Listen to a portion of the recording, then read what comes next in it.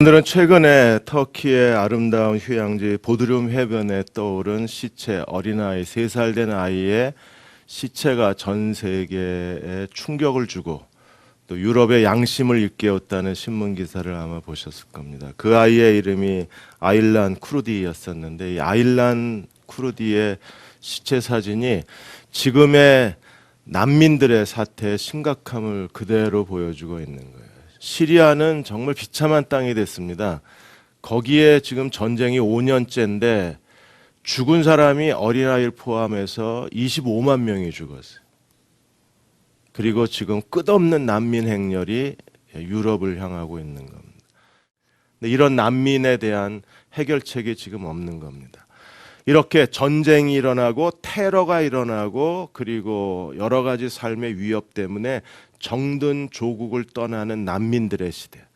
그런데 이미 교회 안에서도 교회 안의 다툼이나 분열이나 그리고 비진리, 부도덕함, 교회의 그런 그 진실성이 없는 그런 교회의 모습에 혐오감을 느끼고 부끄러움을 느끼고 교회를 떠나는 교회 난민들이 굉장히 많은 거예요. 이 사람들은 교회를 적응하지를 못한, 교회 없이 그들이 행복한가? 아니요. 최근에 이런 가나안 성도, 안나가 성도, 언철치드 그 사람들을 만나보면 너무 고통스러워요. 근데 정말 난민처럼 떠돌아요. 갈 데가 없는 거예요. 그래서 우리가 이런 교회 난민 시대에 해야 될 중요한 사명이 뭐냐? 교회를 빨리 회복을 시켜야 돼요.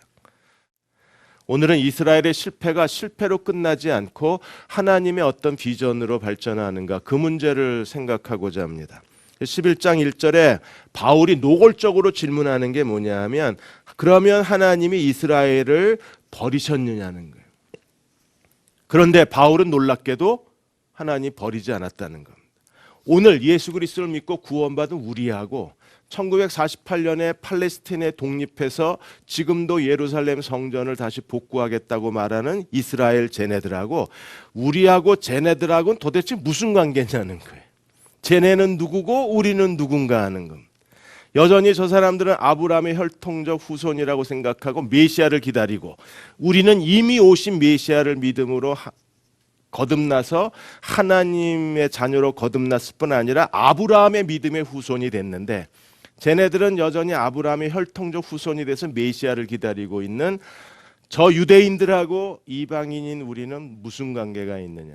그리고 하나님이 어떤 미래의 계획을 갖고 계신가를 오늘 11장을 통해서 같이 나눠보고자 합니다. 이스라엘과 미래를 찾아보려면 먼저 에베소서부터 좀 살펴볼 필요가 있습니다. 언제 기회가 되면 이 에베소서가 더 미스테리 오브 더 철치, 교회의 비밀입니다. 그래서 교회를 좀 더 체계적으로 논리적으로 접근하려면 에베소서를 공부하셔야 돼요. 교회가 어떻게 시작돼서 어떻게 발전되고 어떻게 완성되어져 가는가 하나님 복음 안에서의 교회의 미스테리는 에베소서가 담당입니다. 그래서 반드시 에베소서를 공부해야 될 이유가 여기에 있어요. 근데 오늘 로마서를 공부하기 때문에 우리가 간략하게만 설명을 하겠습니다.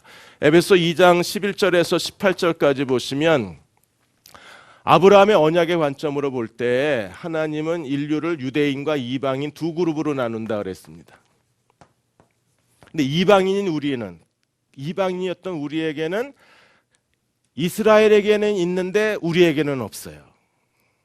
그게 하나님의 약속의 언약 그리고 하나님 그 이스라엘 그리고 그리스도 가장 중요한 하나님의 자녀가 되는데 핵심적인 것을 유대인들은 갖고 있는데 우리는 없는 거예요. 그래서 세상에서 소망도 없고 하나님도 없다 그래서 5가지가 없고 없으니 없고 없도다 이렇게 나와요. 그 이방인인 우리였습니다.